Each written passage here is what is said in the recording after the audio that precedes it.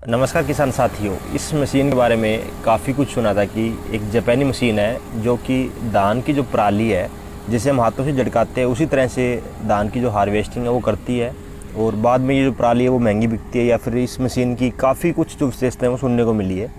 आज अपने ये 2 एकड़ 11 किस के अंदर अपन ने इस मशीन द्वारा कटाई करवाई है। इस मशीन के मालिक से जब बात हुई तो पता चला कि कुछ एक फ़ायदे भी रहते हैं और कुछ एक जो नुकसान है वो इस मशीन के रहते हैं। तो हम सभी के ऊपर चर्चाएं करेंगे। कुबोटा कंपनी की ये मशीन है। कुबोटा जापान की काफ़ी फेमस कंपनी है। आपने काफ़ी सारी जो मशीनरी है वो कुबोटा की देखी होगी। इस मशीन का जो मॉडल है वो है ER112 मतलब कि ये 112 सीसी डीजल इंजन है। इसके अंदर 120 सीसी भी आता। प्रति एकड़ इस मशीन की जो डीजल की खपत की बात करें तो वो 10 से लेके 12 लीटर जो तेल है उसकी जो एवरेज है वो आती है। 12 या 10 का कम्बिनेशन ये है कि कई बार धान हल्का फुल्का गिरा हो तो उसके अंदर थोड़ा सा जो समय है वो ज़्यादा लग जाता है। प्रति एकड़ अगर हम समय की बात करें तो करीबन 55 से लेके 65 या फिर 70 मिनट जो है वो 1 एकड़ के अंदर ये जो मशीन है वो लेती है।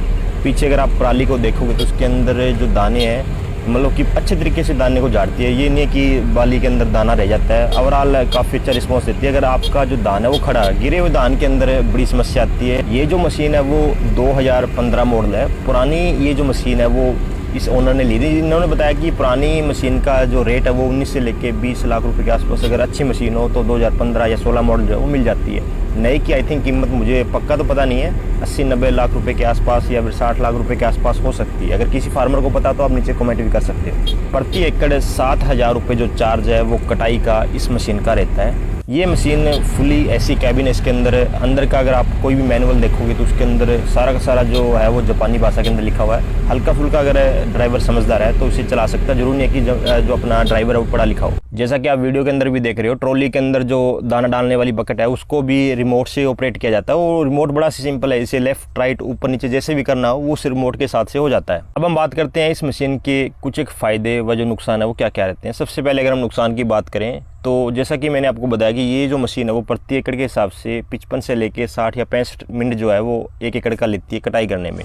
आपको पता है कि 25 से 30 दिन का धान का जो सीजन है वो रहता है, तो इस हिसाब से ज़्यादा मात्रा में जो खेत है वो निकाल नहीं पाती।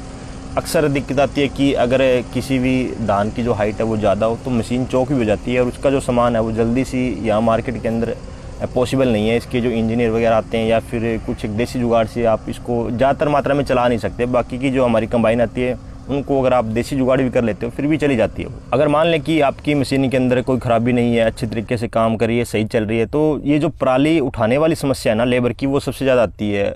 हो सकता है कुछ एरिया में पराली लेबर जल्दी उठा लेती हो, लेकिन मेरे एरिया के अंदर बात करें तो यहाँ पर बहुत ही कम लेबर मिलती है इस पराली को उठाने के लिए। प्रति एकड़ अगर हम पराली की बिक्री की बात करें तो 4,000 से लेकर के 5,000 रुपये के आसपास जो रेट है वो पराली का चलता है। काफ़ी सारे ऐसे भी है खरीदार जो कहते हैं कि हमें तो उस वैरायटी की जो पराली है वो चाहिए, ना कि हमें इस वैरायटी की पराली चाहिए, तो इसमें भी बड़ी दिक्कतें आती है। वैसे अगर 2 से 3 नुकसान है तो इसके फ़ायदे भी हमें देखने को मिल जाते हैं। जैसे कि अगर आपको आग लगाने वाली समस्या अक्सर आप देखते हो कि गांठें बनवानी पड़ती है, आग लगानी पड़ती है, अगर ऐसा सिस्टम से मेरे को बचना है तो आप इस मशीन से जो कटाई है वो काफ़ी अच्छी रहती है।